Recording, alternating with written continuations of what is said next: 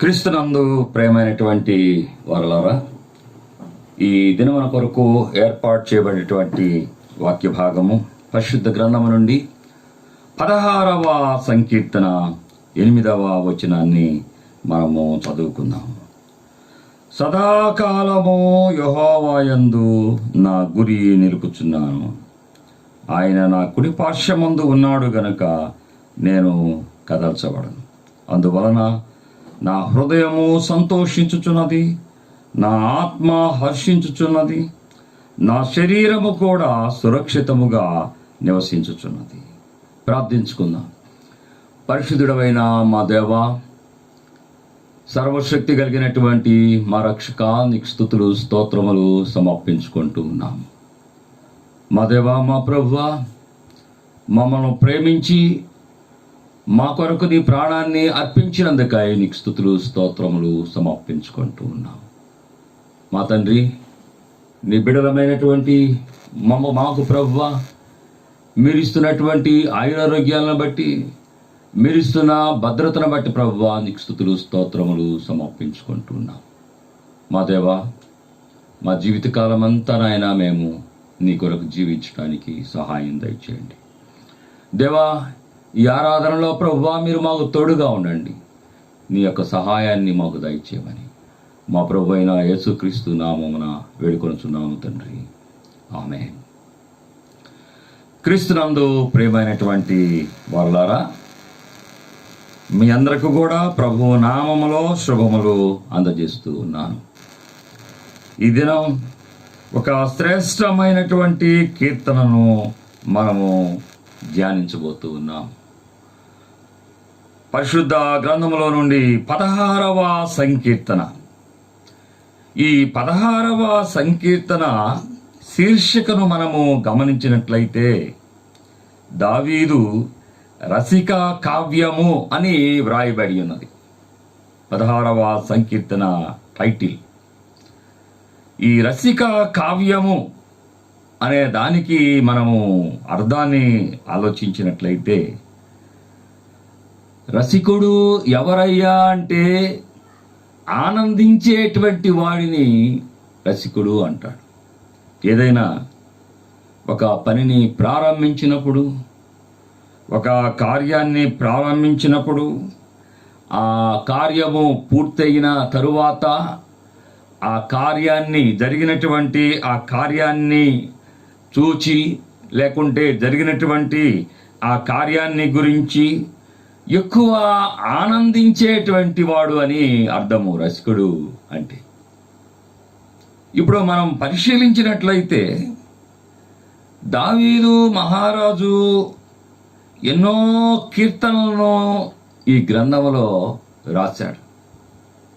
అయితే బైబిల్ పండితులు అంటారు, 16వ సంకీర్తన రాసినప్పుడు ఆయన పొందినటువంటి ఆ ఆనందం, సంతోషం ఆయన ఎప్పుడూ కూడా అనుభవించలేదట. దావీదు మహారాజుకు ఈ 16వ సంకీర్తన అంత ఇష్టమైనటువంటి సంకీర్తన, ఆయన ఆనందించినటువంటి సంకీర్తన.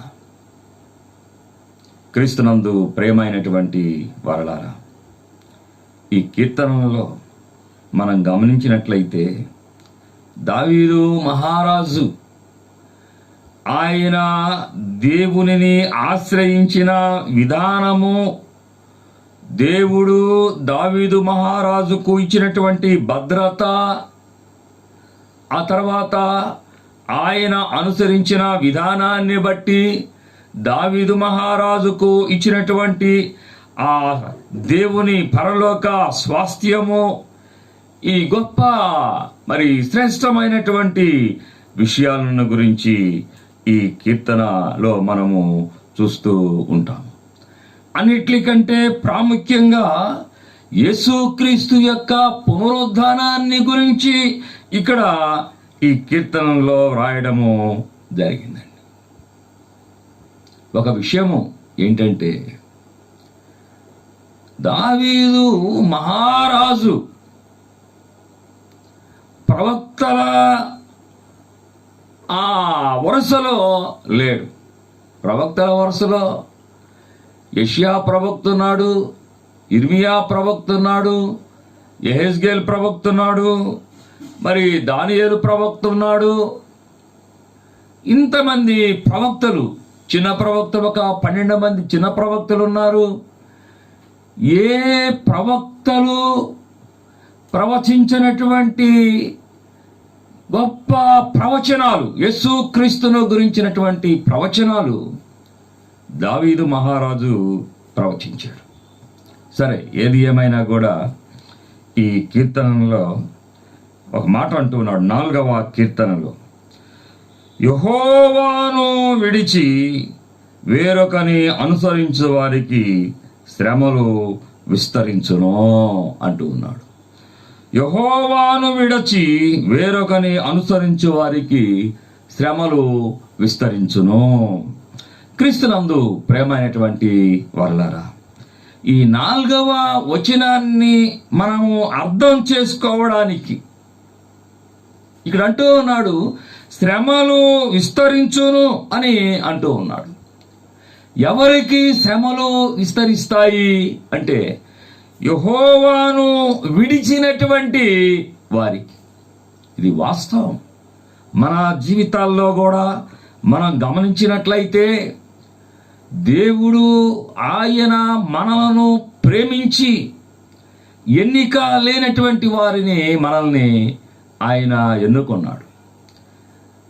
ఆయన ఈ లోకములో మనను వెదకి ఆయన మన దగ్గరకు వచ్చాడు, మనలను ప్రేమించాడు. ఎన్నిక లేనటువంటి వారము, దౌర్భాగ్యులము, దుష్టులము. ఈ సమాజం మనల్ని త్రోసివేసింది, త్రోసివేయబడినటువంటి వారము. అయినా కూడా క్రీస్తు ప్రేమలో మనలను జ్ఞాపకము చేసుకొని నామములన్నిటి కంటే కూడా మహోన్నతమైనటువంటి ఆయన నామాన్ని, యేసు నామాన్ని మనకు ధరింపజేశాడు. అంత మాత్రమే కాదు, ఈ లోకంలో ఆయన తన నామాన్ని బట్టి మనల్ని పిలువబడము మనము చూస్తూ ఉన్నాము. ఎందుకంటే ఈరోజు మనం ఏమని చెప్పుకుంటూ ఉన్నాము అంటే వీఆర్ క్రిస్టియన్స్.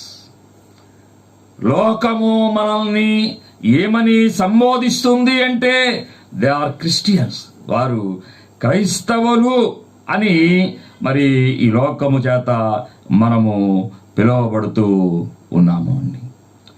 ద్వితీయోపదేశకాండము 28వ అధ్యాయము 10వ వచనము మనము గమనించినట్లయితే, భూప్రజలందరూ యెహోవా నామమున నీవు పిలువబడుచుండుట చూచి నీకు భయపడుదురు. భూప్రజలందరూ యెహోవా నామమున నీవు పిలువబడుచుండుట చూచి నీకు భయపడదురు. చూసారా, అయోగ్యులము, అపాత్రులమైనటువంటి మనలను కేవలము దేవుని నామాన్ని బట్టి ఈ లోకంలో జనులు భయపడుతూ ఉన్నారట, దేవుని నామమున.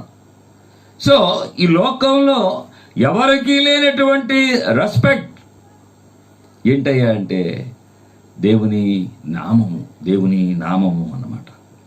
ఇక్కడ చెప్తూ ఉన్నాడు, యెహోవాను విడిచి వేరొకని అనుసరించు వారికి శ్రమలు విస్తరించును.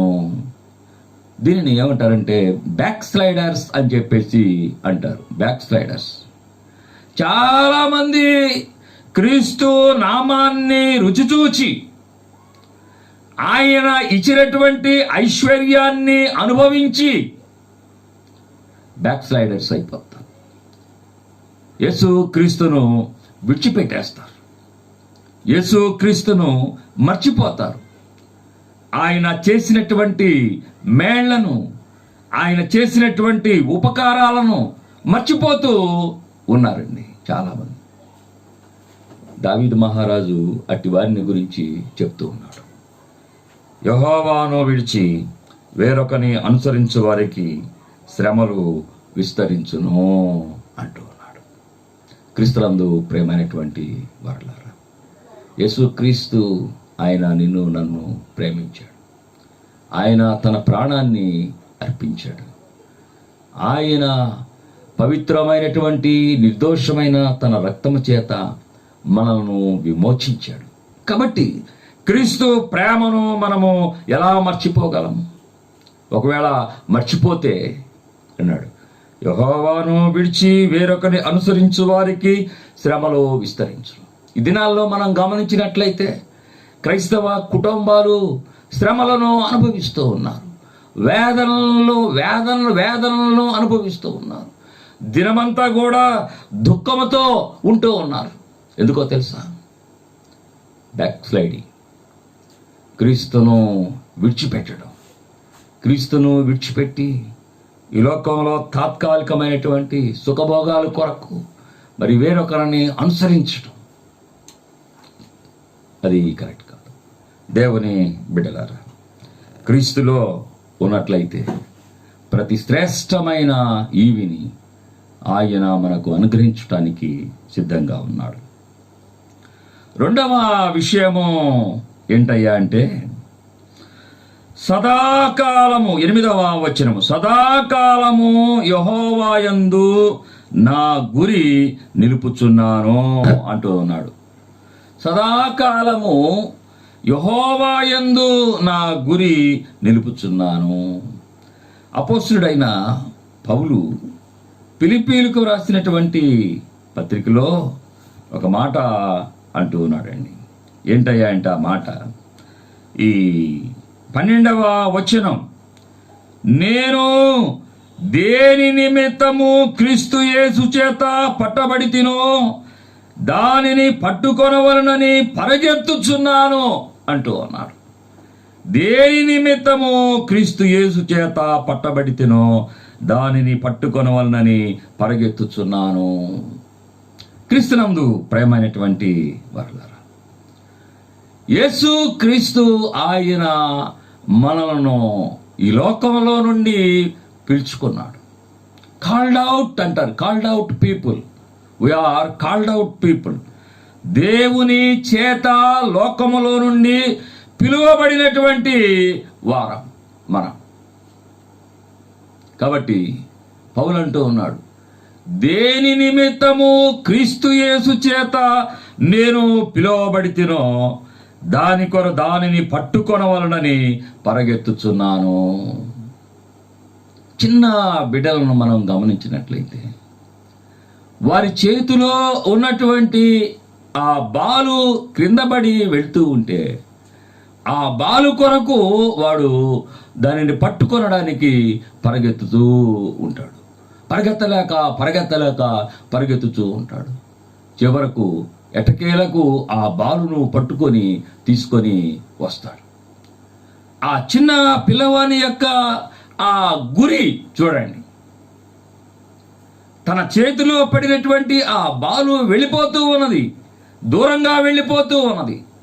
ఆ దూరంగా వెళ్ళిపోయేటువంటి ఆ బాలును మరి పట్టుకోవటమే ఆ బిడ్డ గురిగా కలిగి ఉంటాడు.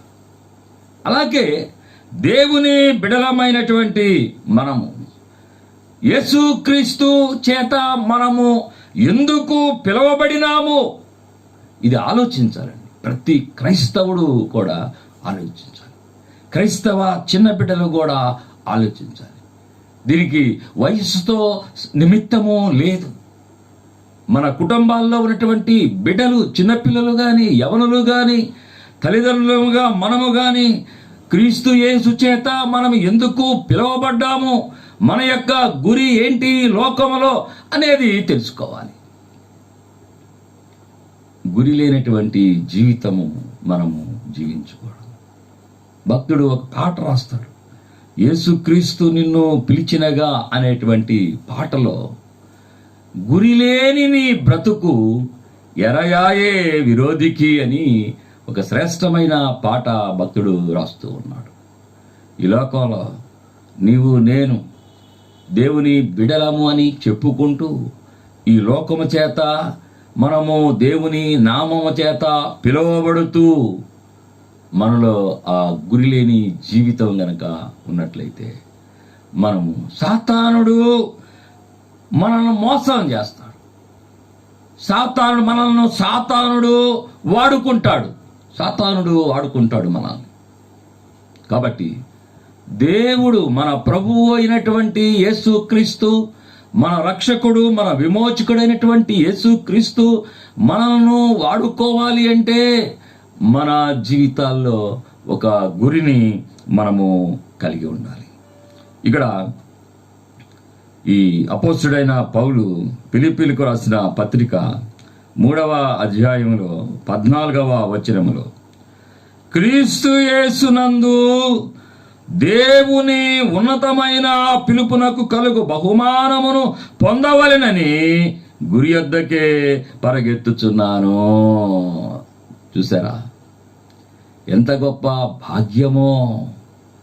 మన ప్రభువు మన కొరకు ప్రాణము పెట్టి మనల్ని విమోచించి మనల్ని రక్షించినటువంటి మన రక్షకుడైనటువంటి యేసుక్రీస్తు ఆయన మనకు బహుమానాలు సిద్ధపరిచాడండి. పరలోకములో శ్రేష్టమైనటువంటి బహుమానాలు మన కొరకు సిద్ధము చేస్తున్నాడు మన ప్రభు. ఈ లోకంలో అశాశ్వతమైనటువంటి వాటి కొరకు మనం పరిగెత్తుతాం. ఈ లోకంలో తుప్పుబట్టే బహుమానాల కొరకు, కాలిపోయేటువంటి బహుమానాల కొరకు మనము ఆశపడతాం. వాటికి మనము ప్రయారిటీ ఇస్తూ ఉన్నాం. లోకంలో ఉన్నటువంటి మన ప్రియులకు, లోకంలో ఉన్నటువంటి మన రక్త సంబంధులకు మనమే బహుమానాలు ఇచ్చిపుచ్చుకుంటూ ఉన్నాం. ఈ బహుమానాలు దేవుని బిడలమైనటువంటి మనకు మన ప్రభు అయినటువంటి యేసుక్రీస్తు శ్రేష్టమైనటువంటి బహుమానాలను మన కొరకు ఏర్పాటు చేశాడండి.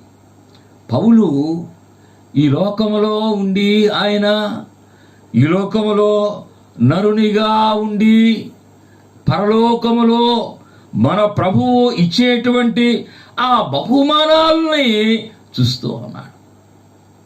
నీకు సాధ్యమేనా? నువ్వు ఎప్పుడైనా ఆలోచించావా? పరలోక బహుమానాలను గురించి ఎప్పుడైనా ఆలోచించావా? పరలోకములో మనము పొందబోయేటువంటి బహుమానాలను మీరు చూసారా ఎప్పుడైనా? క్రీస్తునందు ప్రేమ అనేటువంటి వారలారా, భక్తులు ఆ విధమైనటువంటి గొప్ప దర్శనాలను పొందారు, ఆ విధమైనటువంటి అనుభూతిని పొందారు.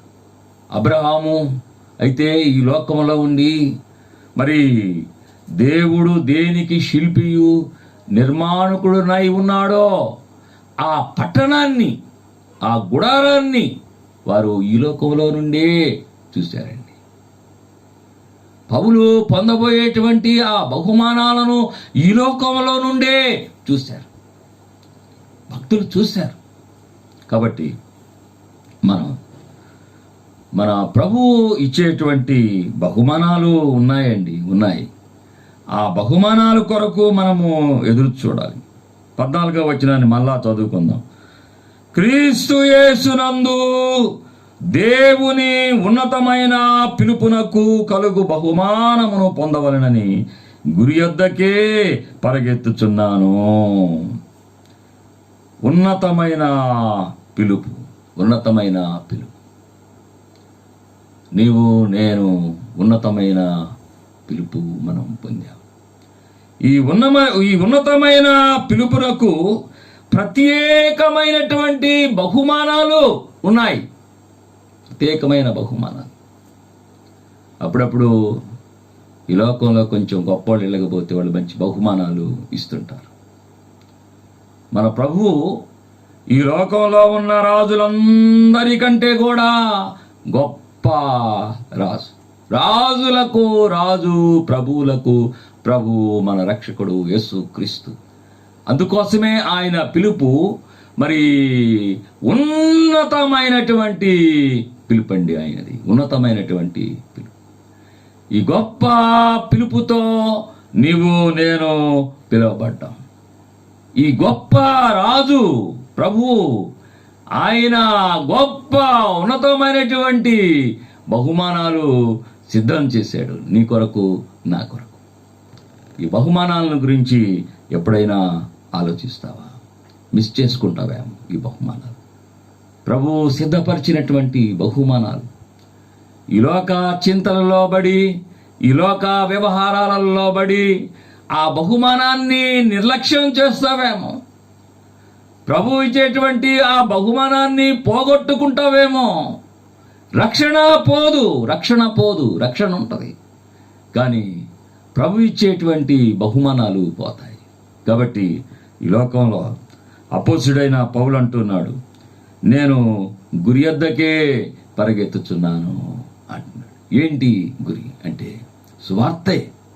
ఈ లోకంలో ప్రభువు మనకు ఇచ్చినటువంటి గురి, అప్పగించినటువంటి పని, గురి ఏంటయ్యా అంటే సువార్త. ఈ సువార్త నిమిత్తము అపోస్తుడైనటువంటి పౌలు పరిగెత్తుతూ ఉన్నాడంట. మనం ఈ పునరుద్ధాన దినాలలో కూడా మనం ధ్యానించుకున్నాం. పునరుద్ధానుడైనటువంటి యేసుక్రీస్తును గురించినటువంటి ఈ వార్తను తెలియజేయడానికి, శిష్యులకు తెలియజేయడానికి యేసు ప్రభువుతో గలిలయ ప్రాంతము నుండి యెరూషలేముకు పస్కా పండుగ సమయంలో యెరూషలేముకు వెళ్ళినటువంటి ఈ స్త్రీలు ప్రభువుతో కూడా ఆయన శ్రమలలో, ఆయన శిలువ సమయములో వారు అక్కడే ఉండి మూడవ దినాన ఆయన లేచినటువంటి ఈ శుభవార్తను తీసుకొని పరిగెత్తారు. స్త్రీలు పరిగెత్తారు త్వరగా. అక్కడ అలసట, ఆ పరిగెత్తడంలో అలసట లేదు, విశ్రాంతి లేదు. ఆ శిష్యులకు చెప్పడానికి, పునరుద్ధాన సందేశాన్ని ఇవ్వడానికి పరిగెత్తారు. క్రీస్తునందు ప్రేమైనటువంటి సంఘమా, క్రైస్తవ సంఘము సువార్త విషయములో పరిగెత్తాలి. క్రైస్తవ బిడ్డమైనటువంటి నీవు నేను సువార్త విషయములో పరిగెత్తాలి. పౌలు కలిగినటువంటి గురి అదే. ఇక్కడ దావీదు మహారాజు అంటూ ఉన్నాడు 8వ వచనంలో, సదాకాలము యెహోవా యందు నా గురి నిలుపుచున్నాను అంటున్నాడు. సదాకాలం అంటే అన్ని పరిస్థితులలో, కష్టాలలో, శ్రమలలో, సమస్యలలో, కీడులలో, మేలులలో, సంతోషములో, అన్ని పరిస్థితులలో అని మన జీవితకాలం అంతా కూడా సదాకాలము యెహోవా యందు నా గురి నిలుపుచున్నాను. చూసారా, దావీదు మహారాజు అనుకూలమైన పరిస్థితులలో కాదు, ప్రతికూలమైన పరిస్థితులలో కూడా దావీదు మహారాజు దేవుని, యేసుక్రీస్తు దేవునిని గురిగా పెట్టుకున్నాడండి. ఎక్కడా కూడా ఆయన మరి సౌలు విషయంలో ఆయన తొందరపడలేదు, సౌలు విషయంలో ఆయన పాపము చేయలేదు. ఎందుకంటే ఆయన గురి మన ప్రభు అయినటువంటి యేసుక్రీస్తు. మూడవదిగా మనం గమనించినట్లయితే, ఆయన నా కుడి పార్శ్వమందు ఉన్నాడు గనక నేను కదల్చబడను అంటున్నాడు. మొదటిగా యెహోవాను విడిచి వేరొకని అనుసరించు వారికి శ్రమలు విస్తరించును. రెండవదిగా సదాకాలము యెహోవా యందు నా గురి నిలుపుచున్నాను. మూడవది, ఆయన నా కుడి పార్శ్వమందు ఉన్నాడు గనక నేను కదల్చబడను.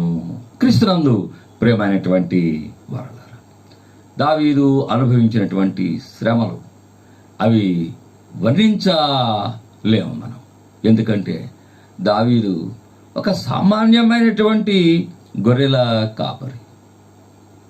యెషయి కుమారులలో అసలు దావీదు అనేవాడు ఉన్నాడా లేడా అనేది ఎవరికీ తెలియదు. కనిష్ఠుడు దావీదు మహారాజు. అలాంటి దావీదు మహారాజు ఆయన సామాన్యుడు, గొర్రెల కాపరి. అలాంటి వాని మీద సౌలు మహారాజు శత్రుత్వం పెంచుకున్నాడు. సౌలుకు గొప్ప సైన్యమ మహారాజు ఆయన, దావీదు సామాన్యుడు. అలాంటి దావీదు మీద క్రోధము పెంచుకున్నాడు. అయినా కూడా దావీదు ఎక్కడా కూడా సౌలు విషయంలో పాపం చేయలేదు. సౌలు అభిషేకింపబడినవాడు అనే అలాగే ఉన్నాడు. అందుకోసమే దావీదు యొక్క ఆ విశ్వాసము, దేవుని మీద ఉన్నటువంటి ఆ నమ్మకము దావీదును కాపాడింది, దావీదును భద్రపరిచింది. ఆ నమ్మకం, విశ్వాసం. అందుకోసమే దావీదు మహారాజు అంటూ ఉన్నాడు, ఆయన నా కుడిపార్శ్వమందు ఉన్నాడు కాబట్టి నేను కదల్చబడను అంటూ ఉన్నాడు. క్రీస్తునందు ప్రేమైనటువంటి వారలారా, సంకీర్తన 90వ సంకీర్తనలో 91వ సంకీర్తనలో మనం గమనించినట్లయితే, మరి నా ప్రక్కను 1000 మంది పడినను, నా కుడి ప్రక్కను 10,000 మంది కూలినను, అపాయము నీ వద్దకు రాదు అని కీర్తనకారుడు రాస్తాడు. 1000 మంది, ఒకవైపు 1000 మంది ఉండొచ్చు మనకు వ్యతిరేకం, కానీ మన దగ్గర ఎవరుంటారు? యేసుక్రీస్తు, సైన్యములకు అధిపతి అయినటువంటి యెహోవా, ఆయన మన పక్షముగా ఉన్నాడండి. సైన్యములకు అధిపతి అయినటువంటి దేవుడు, ఆయన మన పక్షముగా ఉన్నాడు. కాబట్టి మనము ఇంక ఎవరికి మనము భయపడాలి? మనం ఎవరికి భయపడవలసినటువంటి అవసరత లేదు. ఎలీషా సేవకుడు ఒకసారి గెహాజీ, ఎలీషా మరి సిరియా సైన్యము వస్తుంది, భయపడిపోతాడు. ఎలీషా ప్రార్థన చేస్తాడు, దేవా గెహాజీ మనోనేత్రాలు తెరవయ్యా అని ప్రార్థన చేస్తాడు. ఆ మనోనేత్రాలు తెరవబడతాయి. అప్పుడు చూస్తాడు ఎలీషా చుట్టూ అగ్నిరథాలు ఉండడం, పరలోకపు సైన్యాన్ని చూస్తాడు. కాబట్టి ఈ లోకంలో ఎన్ని వేల సైన్యము వచ్చినా మన పక్షంగా ఎవరుంటారు? సేనల అధిపతి అయినటువంటి మన పరలోకపు దేవుడు ఒక గొప్ప సైన్యాన్ని మన చుట్టూ ఉంచుతాడు. పరలోకపు కంచె వేస్తాడండి, పరలోకపు కంచె వేస్తాడు. దావీదు గొర్రెల కాపరే, కానీ సౌలు సైన్యానికి దేవుడు అనుమతించాడా? దావీదును చంపడానికి అనుమతించలేదు. ఎందుకంటే దేవుడు భద్రపరిచాడు. దేవుని యొక్క భద్రతలో ఉన్నటువంటి వారికి ఏ కీడు కూడా ఆ బిడ్డలను ఆవరించదు. ఇక్కడ అంటున్నాడు, ఆయన నా కుడిపార్శ్వమందు ఉన్నాడు గనుక నేను కదల్చబడను అంటూ ఉన్నాడు. కుడిపార్శ్వము అంటే కుడి చేతిలో డాలు ఉంటుంది, కుడి చేతిలో కేడం ఉంటుంది, కుడి చేతిలో కత్తి ఉంటుంది. కాబట్టి అలాంటి కుడి చేతి చాటున, ఆ కుడి చేతి ఆ దాగులో దావీదు ఉన్నాడు. కాబట్టి గొప్ప ఆశ్రయం, దేవుని యొక్క ఆశ్రయములో దావీదున్నాడు. కాబట్టి యుద్ధ భూమిలో దావీదును ఎవడు ఏం చేయగలడు? శత్రువు దావీదును ఏం చేయగలడు? సేనల అధిపతి అయినటువంటి ఆయన చేతి నీడలో, ఆయన ఆశ్రయము కింద ఉన్నటువంటి దావీదును ఎవరైనా ఏమైనా చేయగలిగి ఉన్నారా? ఎవరు ఏమీ చేయలేరు. అందుకోసమే దావీదు మహారాజు అంటూ ఉన్నాడు, ఆయన నా కుడిపార్శ్వమందు ఉన్నాడు గనుక నేను కదల్చబడను. యెషయా ప్రవక్త 50వ అధ్యాయంలో ఒక శ్రేష్టమైనటువంటి మాట మాట్లాడుతూ ఉన్నాడు. 50వ అధ్యాయం 7వ వచనములు, ప్రభువగు యెహోవా నాకు సహాయము చేయువాడు గనుక నేను సిగ్గుపడలేదు. నేను సిగ్గుపడనని ఎరిగి నా ముఖమును చెకుముకి రాతి వలె చేసుకొంటిని. నా ముఖమును చెక్కుముకి రాతి వలె చేసుకొంటిని. కాబట్టి ప్రభువకు యెహోవా నాకు సహాయకుడు. 9వ వచనంలో కూడా మాట అంటూ ఉన్నాడు, ప్రభువకు యెహోవా నాకు సహాయకుడు. కాబట్టి ఈ లోకంలో ప్రభువును నమ్ముకున్నటువంటి మన సహాయం మన యేసుక్రీస్తు, మన ఆశ్రయం మన యేసుక్రీస్తు. ఆయన కేడమును డాలునై ఉన్నాడు అని కీర్తనాకారుడు తెలియజేస్తూ ఉన్నాడు. అలాంటి గొప్ప సర్వశక్తిమంతుని చేతిలో చేతి నీడలో మనమున్నామండి. దావీదు అందుకోసమే ఈ మాట అంటూ ఉన్నాడు, ఆయన నా కుడిపార్శ్వమందు ఉన్నాడు గనక నేను కదల్చబడను అంటూ ఉన్నాడు. క్రీస్తునందు ప్రేమైనటువంటి వర్లారా, దేవుడు ఎప్పుడు కూడా మనకి తోడుగా ఉంటాడు. 3 విషయాలు నేను మరలా జ్ఞాపకం చేస్తూ ఉన్నాను. యెహోవాను విడిచి వేరొకని అనుసరించు వారికి శ్రమలు విస్తరించును. 2వ విషయము, సదాకాలము యెహోవా యందు నా గురి నిలుపుచున్నాను. 3వ విషయం, ఆయన నా కుడిపార్శ్వమందు ఉన్నాడు గనక నేను కదల్చబడను.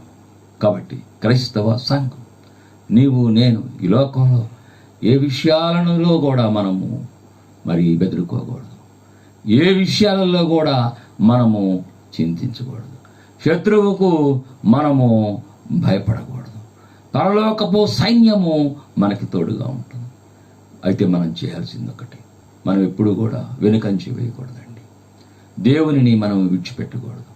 ఆయన అప్పగించినటువంటి పరిచర్య బాధ్యతలను, సువార్తను మనము విస్మరించకూడదు. ప్రతి క్రైస్తవుడు చేయవలసిన పని సువార్త ప్రకటించాలి. ఆ రీతిగా చేయడానికి పరిశుద్ధాత్మ దేవుడు మీకు సహాయం చేయనుగాక. ప్రార్థించుకుందాం. పరిశుద్ధుడైన మా దేవ, సర్వశక్తి కలిగిన మా రక్షక, నీకు స్తోత్రము నాయన. ఈ దినం ప్రభువా, నీ వాక్యాన్ని ధ్యానించడానికి మీరు కృపను అనుగ్రహించారు, సహాయం దయచేశారు. నీకు స్తోత్రము నాయన. ఈ మాటలు ప్రభువా మా హృదయంలో పదిలపరచండి, మా మనసుల్లో ఉంచండి నాయన. దేవా, పునరుద్ధానము తర్వాత స్త్రీలు తండ్రి వారు సువార్తను ప్రకటించడానికి వారు పరుగెత్తుకుంటూ వెళ్ళారు, అలసట లేదు. దేవా, ఈ లోకంలో మా జీవితకాలం అంతా కూడా ప్రభువా మేము అలసిపోకుండా సువార్త నిమిత్తము పరిగెత్తే వారములాగా ఉండడానికి సహాయం దయచేయండి నాయన.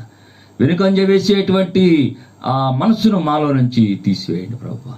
మా దేవా, మేము మా జీవితకాలం అంతా కూడా ప్రభువా సువార్తను గురిగా కలిగి మేము నాయన పరిగెత్తడానికి సహాయం దయచేయండి. అన్ని సందర్భాలలో తండ్రి, అన్ని పరిస్థితుల్లో ప్రభువా మేము సువార్తను ప్రకటించే వారముగా ఉండడానికి మమ్మల్ని బలపరచండి, నీ ఆత్మతో నింపండి. నీ బిడ్డలను ప్రభువా దీవించమని మా ప్రభు అయిన యేసుక్రీస్తు నామమున వేడుకొంచున్నాం తండ్రి, ఆమేన్. పరలోకమందున్న మా తండ్రి, నీ నామము పరిశుద్ధపరచబడుగాక, నీ రాజ్యము వచ్చుగాక, నీ చిత్తము పరలోకమందు ఎలాగో అలాగే భూమి యందు నెరవేరునుగాక. మా అనుదిన ఆహారం నేడు మాకు దయచేయము. మరణసుమే క్షమించిన ప్రకారము మా రుణములు క్షమించుము. మమ్మల్ని శోధనలోనికి తేక దుష్టుని తప్పించుము. ఎందుకంటే రాజ్యము, బలము, మహిమ నిరంతరము నీవై ఉన్నావు తండ్రి, ఆమేన్. మన పరమ తండ్రి అయిన దేవుని ప్రేమయు, మన ప్రభు అయిన యేసుక్రీస్తు కృపయను, పరిశుద్ధాత్మ దేవుని అన్యోన్య సహవాసము కూడిన మనకందరకును ఇప్పుడు ఎల్లప్పుడూ సదాకాలము తోడై ఉండి కాపాడునుగాక, ఆమేన్.